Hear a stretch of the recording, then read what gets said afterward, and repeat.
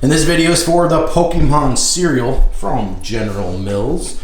We've got Pokemon Berry Bolt. Looks pretty good. Sweetened corn, puffs with marshmallows. This is what the box looks like. Looks pretty yummy and delicious. On the back, you've got Evolution Confusion. Looks like all the Pokemon characters.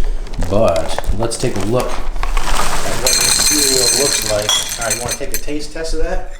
Dry before we add milk. Let's see what you think.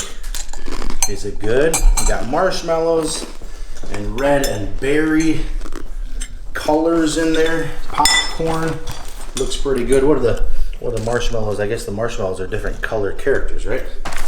Okay. So now how about we add some milk to it? A little milk. Okay. And tell me what you think. We've got taste test of the Pokemon Berry Bolt.